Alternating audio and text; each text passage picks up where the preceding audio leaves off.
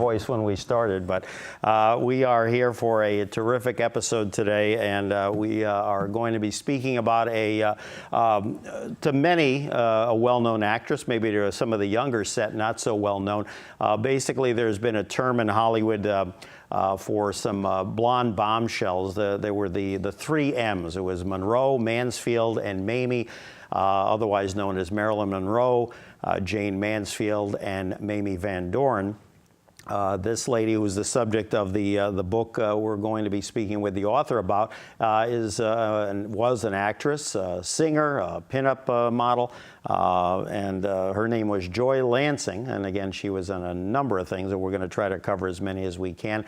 The book that we're going to be delving into today is called Joy Lansing, A Body to Die For, a love story, by our guest joining us via phone from California. Alexis Hunter is her name. And Alexis, we welcome you to Studio 411. How are you today?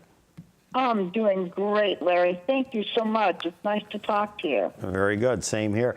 Now, tell me, usually with authors, I say, well, what was the inspiration for the book? Well, anybody looking at the camera certainly can tell what the inspiration was, but kind of fill us in. The book is not a life story of Joy. It's really a 4 to 4.5 year span, correct, of when you guys kind of met. Yes, it is. It covers the time from the time I met her until the time she passed away in 1972. And now, tell me, when did you meet her? You met her on a film set, right? But you had admired her for a long time. That's the fun part of the story is when I was a kid, I used to watch Joy on the Bob Cummings show, and I just thought she was I was just absolutely fascinated by her.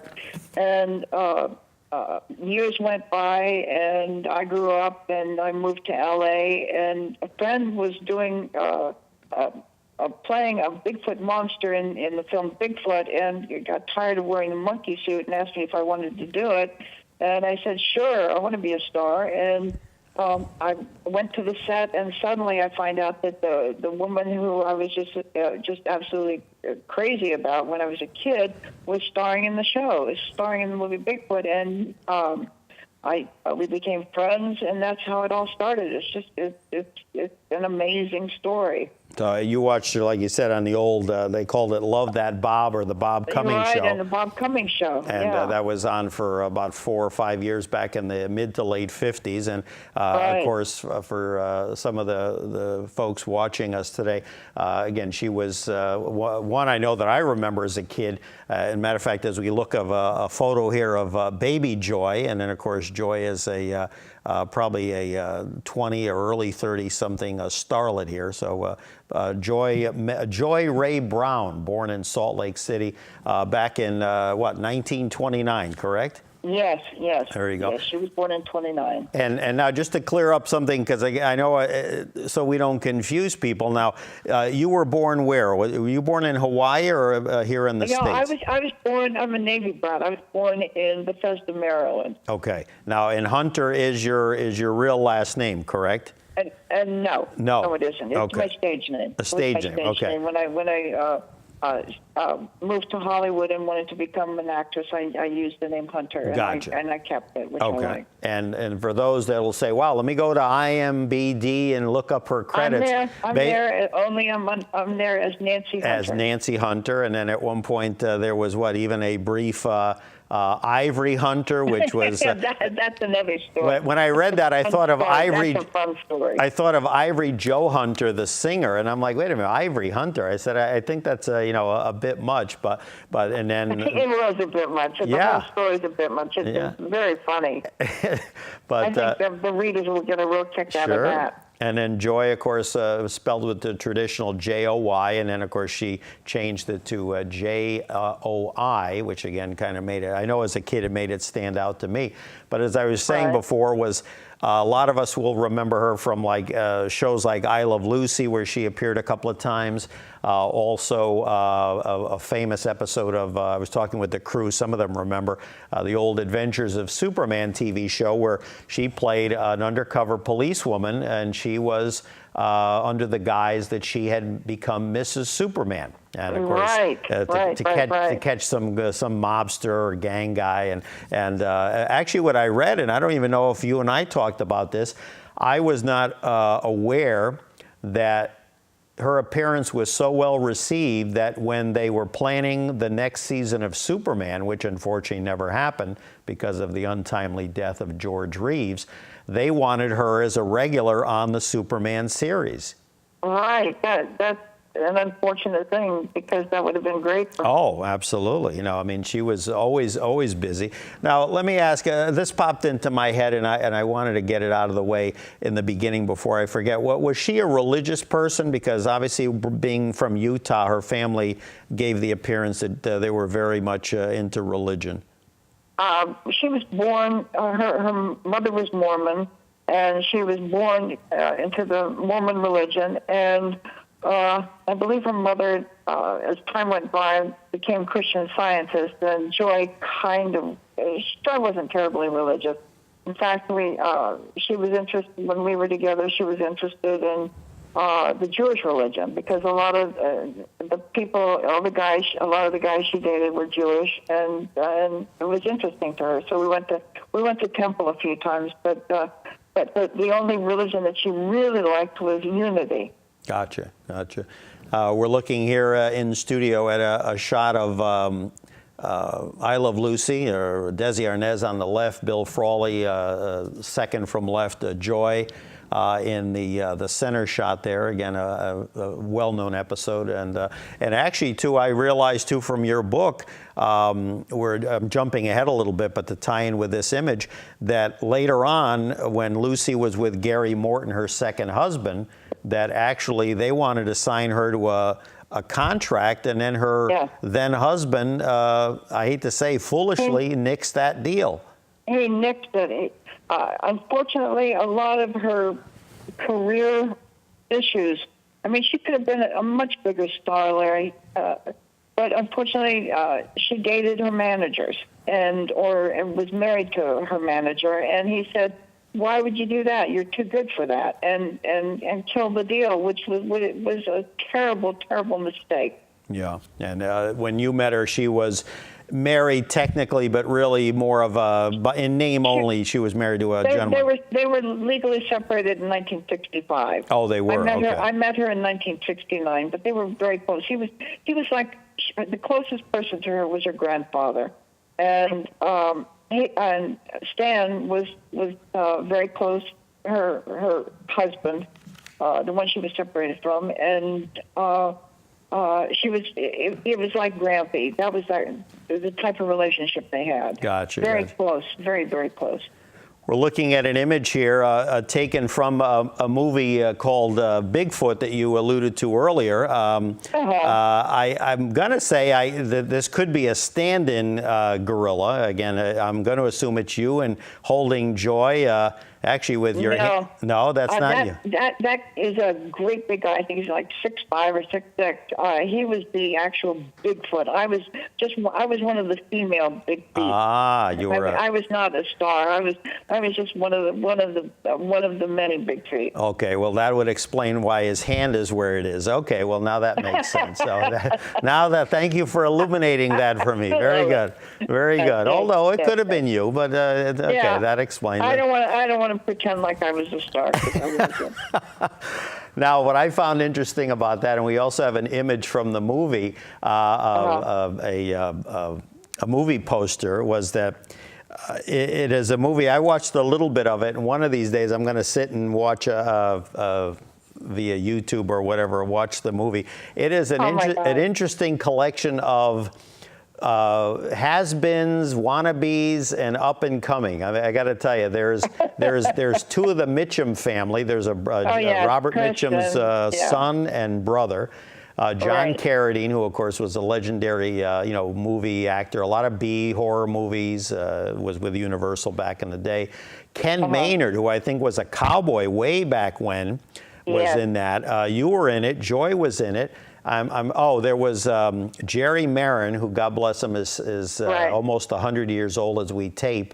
He was the talking munchkin on The Wizard of Oz. So, I mean, Right. this was like a who's who of like almost train wreck. It's amazing. You know? It was, the whole film was a train wreck. And if you actually can sit through it, you're a better person than I am. Even Joy and I, when we went to see, we met with the producer to watch a screening of it, and my God, we couldn't even handle it. We laughed. Wow, so it became kind of campy, which a lot of those movies did tend to be. Yeah, I mean, it's a real stinko. Yeah. We're here with author Alexis Hunter, the book Joy Lansing, A Body to Die For, a love story, published by Bear Manor Media. And Alexis also can be reached at, via Facebook/Ms. Alex Hunter for more information.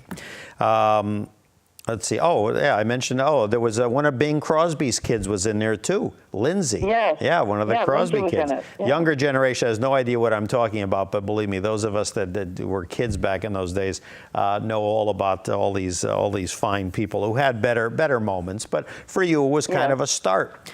One other thing too, now because you became involved with Joy and kind of were with her for a period of 4+ years. Did you find, looking in retrospect, I don't think you would say you regretted your time with her, certainly not, but absolutely not. But that your career as a result never took off the way maybe it could have, or is that not a thought? Well, the thing is, when I met Joy and we actually fell in love. It was such a miraculous thing. This was something that was totally out of the blue. It was not her thing, but it became. And I had no interest. I was just so happy to be with her. I didn't care about doing anything with my career. Okay. Now, as a young person, I'm going to say probably early to mid-teens, you kind of sense that you leaned one way more than the other. Would that be a kind of a subtle way of putting it? That's true. Okay. That's very true. And now with Joy, again, I totally get the friendship / in love with each other, but again. Later in the book, and again, I'll read a quote a little later on, there's something where you talk about that in many cases, because of the way Hollywood was, that a lot of females kind of almost paired off with other females. I mean, like it was more common than maybe meets the eye even today. Yeah, it was very common, especially in the days when the studio system was so powerful. This was before birth control. And they encouraged that behavior with their young male stars and their young female stars. They didn't want them to get pregnant. That was a real complication. Sure. So it happened a lot. It happened a lot. We've got a great photo here I wanted to bring up before we lose it. Joy on the adventures of Ozzie and Harriet with Ricky Nelson, who, of course, in his own day was almost literally a rival to Elvis as a singer, and actually probably did some better movies than Elvis did, but in the long run, of course, there's only one king, but Ricky certainly had a marvelous career. And actually, I digress a little bit. There was a comment in the book that someone once asked Joy, and I'll ask you to kind of illuminate this. Joy claimed one of the most sensual or sexiest men she ever worked with was not Ricky, but actually his dad, Ozzie Nelson, in an episode they did. That's pretty high praise for Ozzie. She thought he was the sexiest guy she had ever known in the business. Wow. I mean, she dated Sinatra. She dated Sid Caesar. I mean, she had an affair with Sid Caesar on the side. A lot of biggies, and she thought that Ozzie Nelson was the sexiest guy she'd ever met. Thank goodness Harriet didn't find out. Thank God, my God, that wouldn't have gone over My very goodness. well. Now, February 17th, 1969. I think I had a dentist appointment on that day, but why is that an important date in your life, Alexis? that was, I believe that was the day of the week. That was our anniversary. There you go. So every for those several years you were together with Joy, that was certainly a big anniversary date, no doubt. Yeah, it certainly was. Talk a little bit about Joy's health regimen. I got the impression she was very much influenced in many ways, but certainly Bob Cummings, I think, was an early influence. He was kind of a health nut. Yes. When you met her, I mean, it sounded like she was into a lot of supplements, vitamins. Tell me about whether you thought in retrospect that was a good thing or really didn't impact her one way or the other. It may have been beneficial in a lot of respects. She took at least 20 to 30 vitamins a day. She was a spokesperson for Tiger's Milk. It was a supplement, and she went along with all the teachings of Bob Cummings, and she did all those things. But unfortunately, she did other things that were very destructive.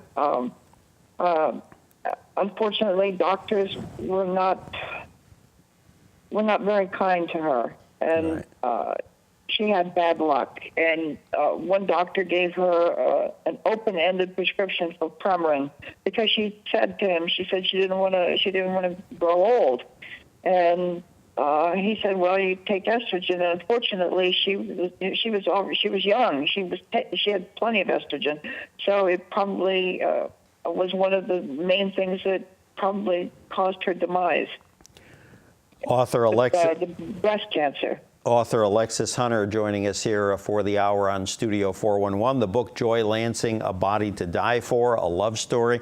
We just had a shot, I think it was from one of the Matt Helm movies, Joy and Dean Martin, and I think they were in like 2 or 3 movies together. So that was always a good co-star to be alongside, no doubt. One thing too I got from the book was that I really felt by reading the book that because of the highs and lows with, again, you talk about her self-image or poor self-image perhaps, but also the thing with the alcohol and the mixing of the drugs at times, sometimes without even maybe meaning to. I wonder if, let's say you had not been there during those first 2 years at least, if not all 4, to me, I almost think this was another like, Marilyn or these folks that would be almost found dead because of mixing the improper stuff. Do you know what I'm talking about? Yes, I know. Yes, very much so. I think that probably would have been the case.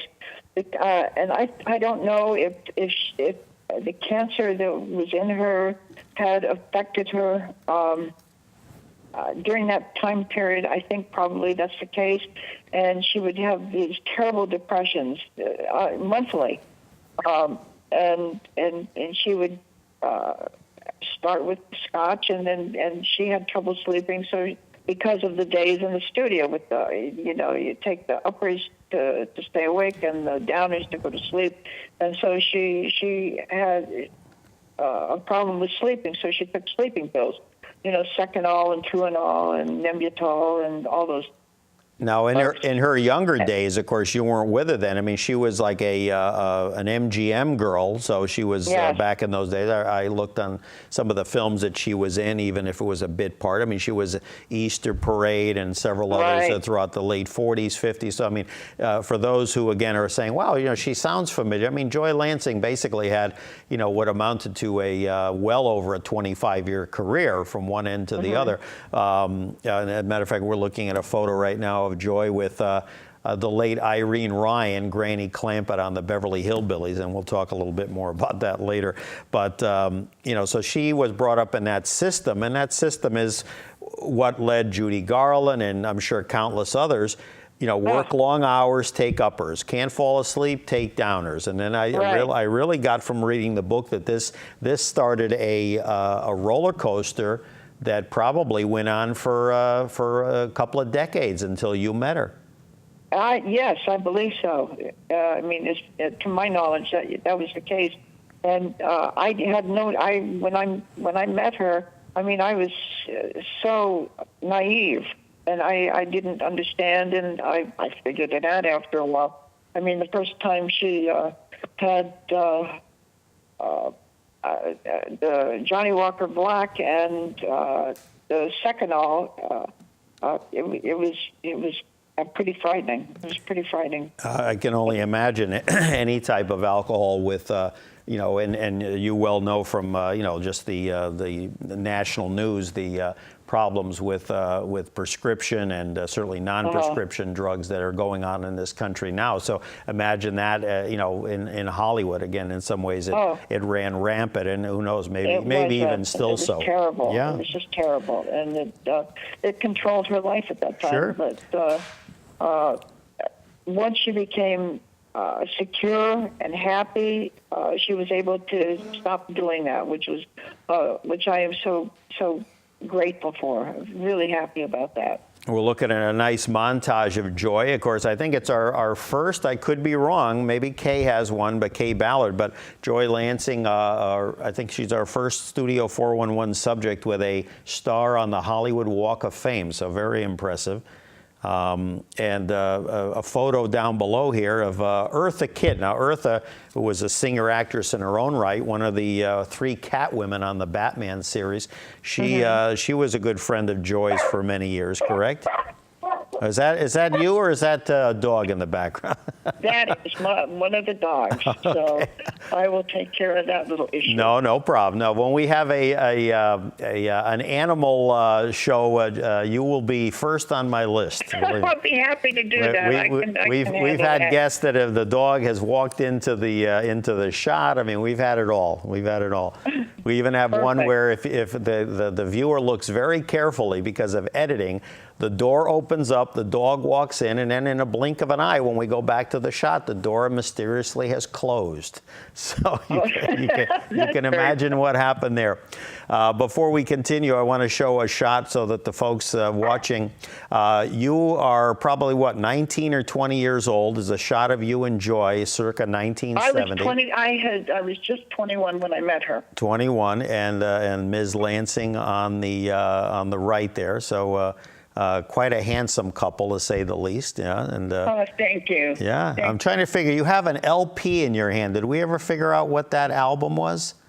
I thought it was. That was from. We went to a premiere of I think it was I can't remember if it was the Incredible Dr. Phibes. Oh, with Vincent Price. Gotcha. Okay. Right, yeah. right. I thought all this time you were holding a handbag, and now that I see it blown up, I said, "Wait a minute." No, it was promo stuff from the film. And Joy was not in that movie, correct? She was not in the film. No, I gotcha. But yeah. So again, who were some of her? I know. You talk in the book that when a woman is as beautiful as Joy was, a lot of times women tend to be jealous, so they don't kind of like bond with each other very easily, unless, like you said, it was because of the studio. But who are some of her close friends that besides yourself and Stan, her estranged husband, during those years? She was very good friends with Eartha Kitt, and oh my gosh. Most of her friends, she didn't have a lot of close female friends, unfortunately. Yeah. Marjorie Mead was probably her closest friend. Right. And Marjorie was best friends with Eartha Kitt. Now, talk about your meeting with Joey Bishop, the former comedian, talk show host, and what he knew and what he suggested that you do. Yeah, she was so sweet. She was so innocent. I mean, herself was so different than her appearance. She was very sweet, very innocent, and just a delightful human being. And she wanted me to meet her friend Joey Bishop, and so we went to meet him, and she whispered something to him, and he was so happy to meet the bride. What he said, so cute, and Joey said, "Yeah, I don't like your name. You're not a Nancy," and I agreed with him, and he thought, "You're a Rachel. You should be Rachel." So I became Rachel Lansing, Joy's sister, her kid's sister, which helped hide our our relationship, which we had to do at that time. Right, and It some would totally say unacceptable. Totally unacceptable. some would It say have even destroyed his today. career. Some would say even today that might be the case, but I totally get it back in those days. A wonderful shot here of Joy in performance, nightclub act, probably mid to late 60s, just a beautiful shot, stunning dress, and from what I've heard, quite a good singer, the few clips that I have seen of her. And She had a beautiful voice. In fact, when we were in New York and she was doing theater in the round, she spoke with a radio producer, and she was going to sign to do an album. And unfortunately, she became ill and couldn't do it. Gotcha.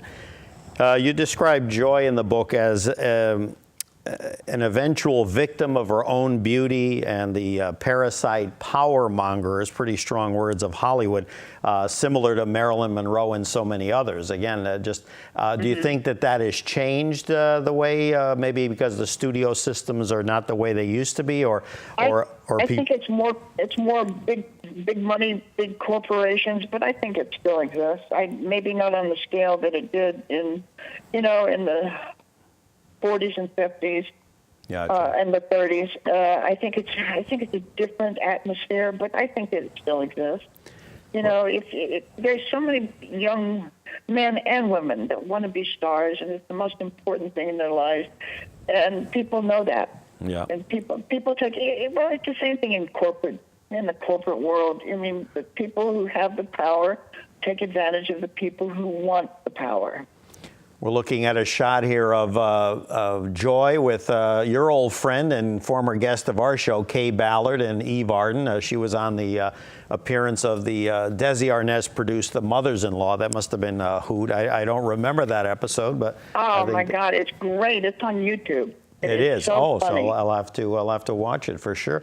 Alexis Hunter, author of Joy Lansing, A Body to Die For, a love story, joining us for the hour here on Studio 411. And you talk in the book during a stay where you guys stayed for what turned out to be almost a year. Joy saw a doctor while she was there for a couple of reasons. One was due to a discomfort in her breast. That sounds like that really was the beginning of what led down this tragic path of them realizing. Yes.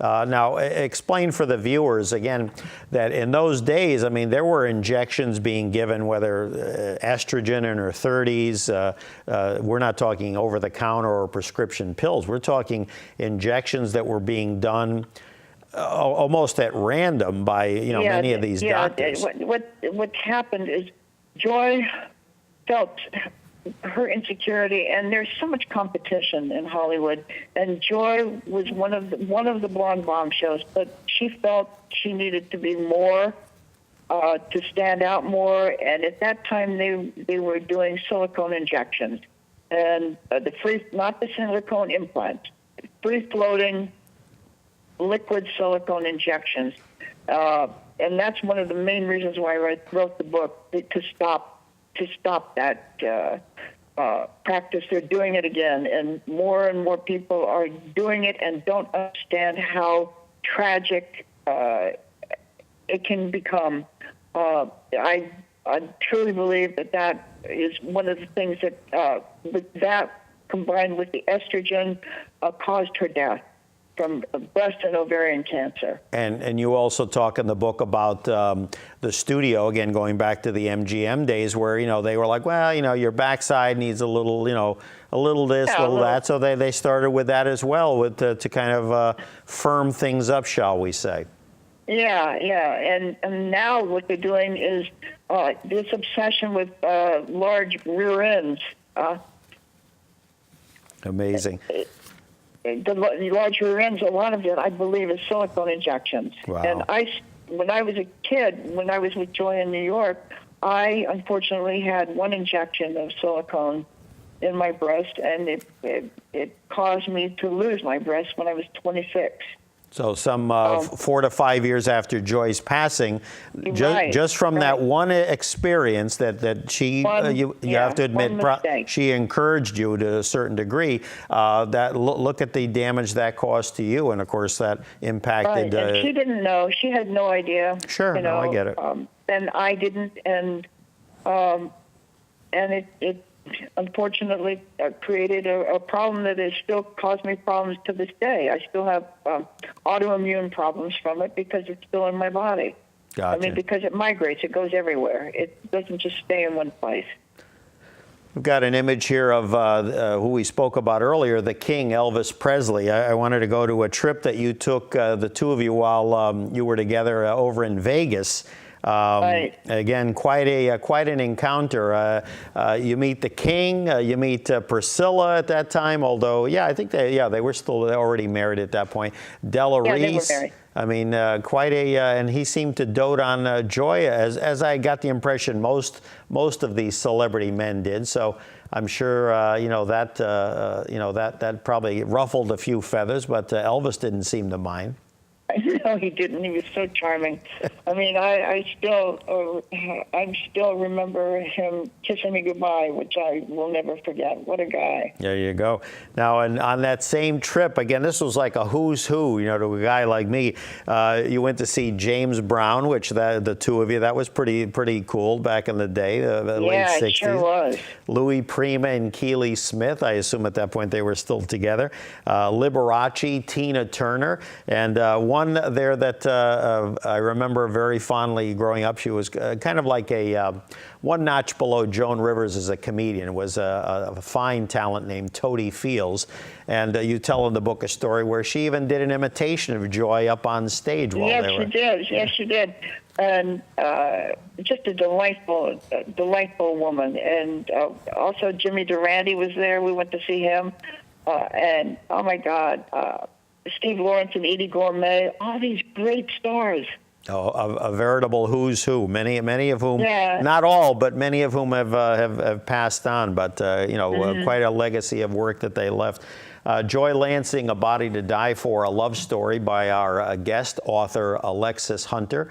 I almost started to say Alexis Smith, but that would be a compliment as well, because she wasn't bad looking either. So she's quite a lady. Yeah, authored by Bear Manor Media, and for more information, Facebook/Ms. Alex Hunter for more information. Tell me about the story when Joy, of course, you saw her perform on several occasions, but there was one time where she got a last-minute call to fill in for the great Lainey Kazan, who many of our viewers would know from Big Fat Greek Wedding fame. Lainey's fabulous. Yeah? Lainey became ill, and they asked her, because Joy was appearing at the Thunderbird in a show called Come Blow Your Horn. And so Joy had, I think, the night that they asked her to perform, the show was dark that she was in, so she was able to cover for her, and it was fantastic. She had a full orchestra, and it was so exciting for her. She just loved it. It was great at the Sahara. Exactly, yeah. And now, do you think that she ever expressed to you maybe a regret that she didn't pursue the singing end of her career more often than she did, or maybe she didn't? Yeah. Oh, she did so much. I mean, she did all the big clubs. Her singing career was probably even more impressive than her acting career. She appeared at the Copa, at the upstairs, at the downstairs, great clubs. And clubs all over the country. And she had tremendous reviews because people came in to see her, and they thought they were just going to see her and thought, she's gorgeous, but she could sing. And so she had wonderful, wonderful reviews. There you go. Share with us, again, I don't know if it started fully with that doctor visit in New York. I think that was more for an injection or two, but share with us when the cancer diagnosis came down and kind of what obviously a shocking development, but how did she take it? How did you obviously were quite visibly in the book upset by it, but I got the impression that she either was masking it or not fully wanting to accept what might be happening. She wasn't really, because of her issues and the problems with the sleeping pills and the scotch. That was still happening at that time. And I had spoken with Stan, her husband. I mean, they were, and he was probably the person to her besides me. And she knew, but she didn't. I mean, there was never, well, this is it, or no negative anything. Yes, you have a problem, and everything's going to be okay. Is the way everything was handled. Yeah, I, on the other hand, knew better, and I was absolutely destroyed. Oh, sure, and I could tell because with each chapter you kind of ended where, well, it's a wonderful time or a wonderful day, but fewer and far between. You know what I'm saying? And it got more on that end. It got more, from your perspective, got more grimmer as the day went on. But the good thing, about this is. When she had surgery to see if they could do anything, they removed a very large tumor on her ovary, and then they just sewed her back up, and they told me that too bad, unfortunately. But we'll try chemo. We'll try, and chemo wasn't as advanced at that time. This was in I think 1970, right, or 71. I'm not sure. It's 70, and they tried. They didn't think she would make it out of the hospital, but they tried chemo, and she did great. I swear to God, Larry, she did great. We had wonderful times after that. She felt great. She didn't lose all of her hair, and she wasn't in a lot of pain. And our lives went on. It was miraculous. Sure. Alexis Hunter, to my left here, or your right as you watch the screen, along with Joy Lansing, circa 1970, talking about her friend, Joy Lansing, the book A Body to Die For, a love story, published by Bear Manor Media. You mentioned earlier in the show, it came out very clear. She had a tremendous is not even strong enough a word. She had almost like a pathological fear of growing old. Yes, she did. Yeah. Yes, she did. Yeah. She was so afraid because she wouldn't work. I mean, when I met her, she was 39. She was almost 40, and that's almost a death sentence to a sex symbol, a beautiful woman in Hollywood. I mean, a 40-year woman as a has-been is nobody, and she was petrified of growing old and not having the admiration of all the people who loved her, sure, or her fans. She was so afraid of losing all that. We're looking here at an image, Joy, probably around 28, 29 years old, the appearance we mentioned earlier on The Adventures of Superman with the original, well, actually not the original, actually the second Superman, but the one that most people remember most, George Reeves, Joy Lansing with him in that great shot, if folks remember that.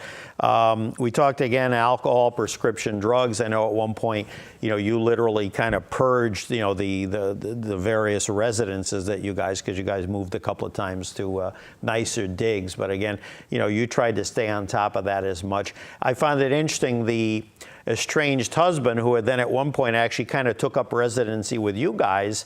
After her surgery. Yeah. It worked out great. I mean, we were all very close, and he was not a great husband for her. It was difficult for her career, but they were great friends. Yeah. They were really great friends. And Stan, we all moved into the penthouse on La Cienega and Fountain, the Fountain View West at the time. And it worked out great.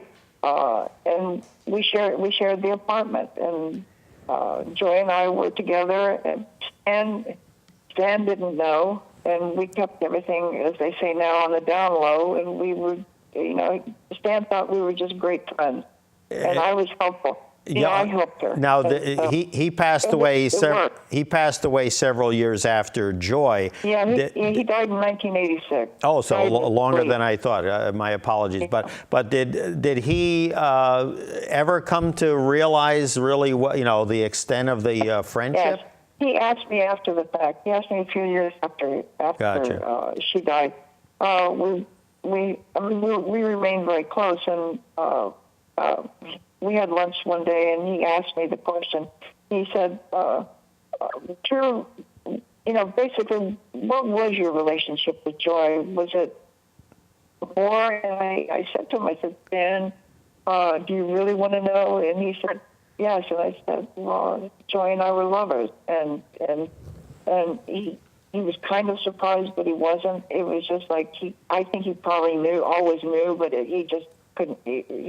It never entered his mind. Right, at that point, gotcha. because Joy had always been with guys. Yeah. Looking at a great shot here. I know as a kid growing up, that's the set of stairs very familiar to most people. That's the set of the Beverly Hillbillies, and Joy in a fabulous evening gown, one of her many appearances on that series. She played what? The wife of Flatt and Scruggs, right? She was, married to one of them in the show. They called her Gladys Flatt. Yes. Yeah. And that was just a play on the fact that she was so abundant. Yes, hardly that name would not apply. So maybe, no, it would not. Maybe the Gladys part, that's about it. Yeah, I get you. Joy Lansing, A Body to Die For, a love story by Alexis Hunter, joining us here for the hour on Studio 411, published by Bear Manor Media. For more information on Alexis and Joy, Facebook/Ms. Alex Hunter. And now I have to caption this photo here. Back in the day when this movie Marriage on the Rocks came out, there was no rating system. So this promotional still that we're showing, they had to put recommended as adult entertainment. Now that's not the same isn't as... that funny? And it was so white bread compared to the way things are now. I mean, it's not like what that phrase means today. It's more or less probably would be rated maybe PG-13, or I don't even think it would be rated R. There was nothing really. The fact that she was so sexy, I don't know. Who knows? And to the left, from left, I should say, Frank Sinatra, Deborah Carr, Dean Martin, and then on the bottom in the polka dot bikini, there's Ms. Joy Lansing. So again, another movie that she appeared in with Dean Martin. One thing that Joy, and I assume you probably were proud of this as well, unlike some of the other bombshells of the day, Joy, so the legend goes, never appeared in the nude, either in a movie or pictorial or any. She didn't. Even though Hugh Hefner did solicit her at one point to pose for Playboy. Hefner wanted her to do Playboy, but she did not do nude.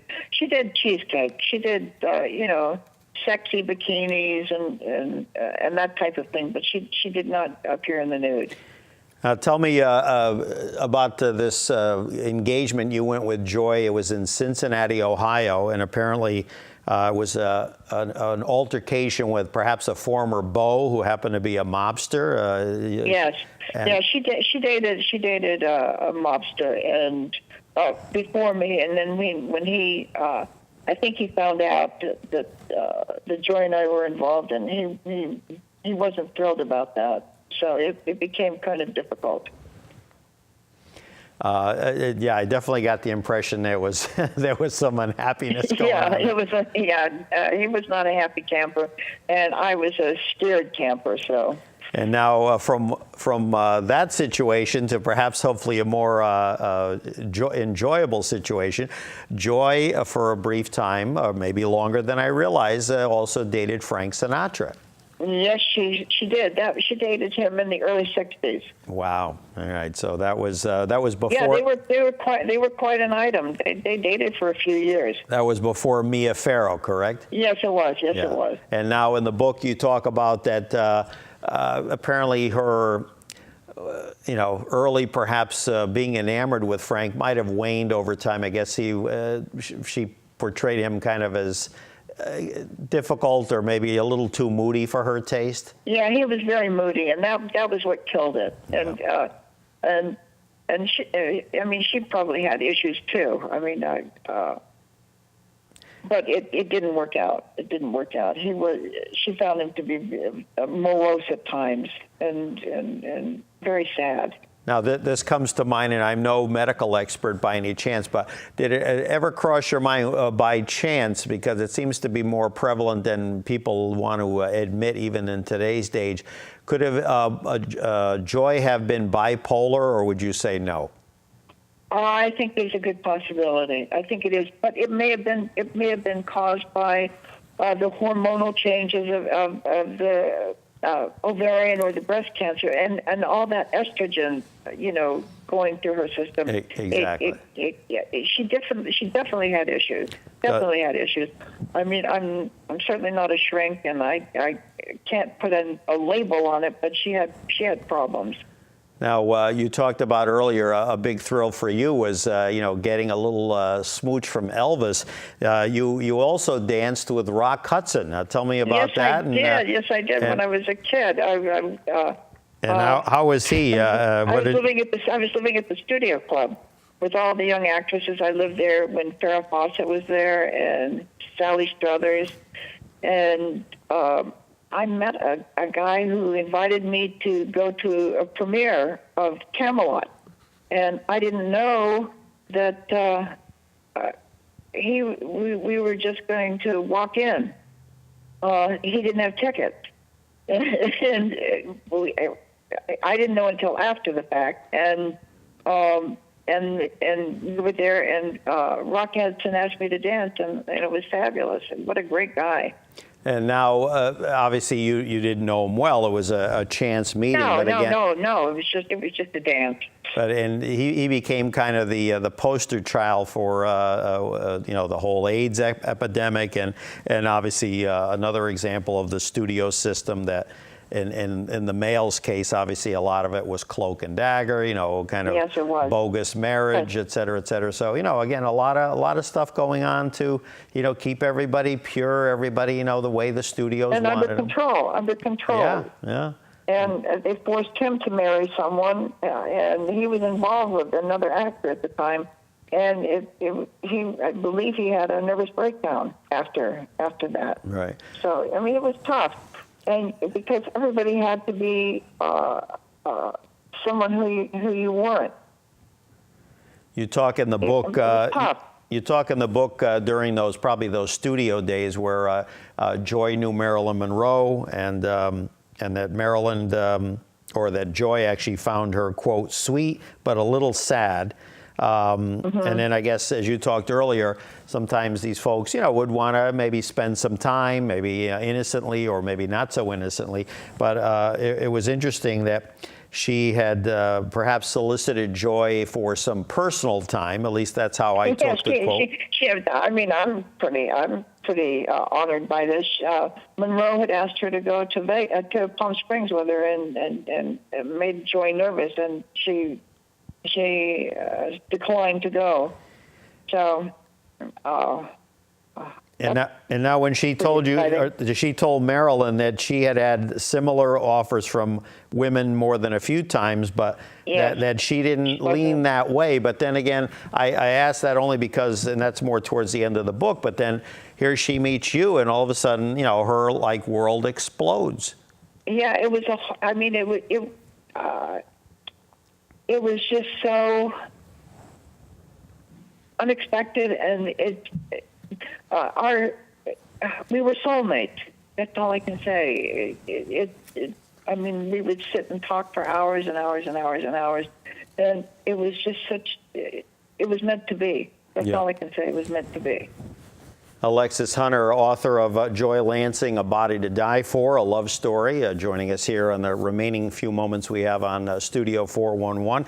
Over time, of course, over the period between 1970 and maybe the late spring of 72, Joy's condition worsened, and then the doctors informed her that the drugs would really no longer do much. And even though she had gone into remission for a time, as is the case with many types of cancers, sometimes that is short-lived. I think at that point, I got the impression that she really started to come to grips that things were starting to go south rather quickly. Yeah. Yeah. But she always had a positive spin on everything, and we always kept thinking that because she was never told that what I was told that things were not happening, but we always kept things up and hoping that they would come up with new drugs and everything would be good and everything would be fine. Always happy, always kept it up. And now, of course, from the early 70s, I mean, there's been some improvement in terms of procedures and drugs. But you mentioned that by today's standards, whether she would have accepted this is another story. But that basically, probably at least the last 6 months of her life, Joy would have probably been, in today's world, would have been put in a hospice. Probably. Well, not really. We were doing. She was doing pretty well. I mean, she would have episodes of not feeling well. Right. But it wasn't terrible. It just that the last few months, she just suddenly, it's like someone threw a switch. Yeah, I think that's when maybe it hit her. Yeah. She didn't suffer, Larry. She didn't suffer. It just suddenly she was good, and then suddenly not good. Yeah. Then, of course, as with many situations, there was and you mentioned it earlier, because of the different religious kind of leanings that her family had. There were some conflicts with burial. I thought I read that she had wanted perhaps to be buried in a crypt or a mausoleum. Yeah, she wanted to be in a mausoleum, and unfortunately, because I didn't want to dwell on the fact that she didn't have much time, she didn't put it down on paper. Gotcha. And so everyone else made decisions, and they went against everything that she wanted.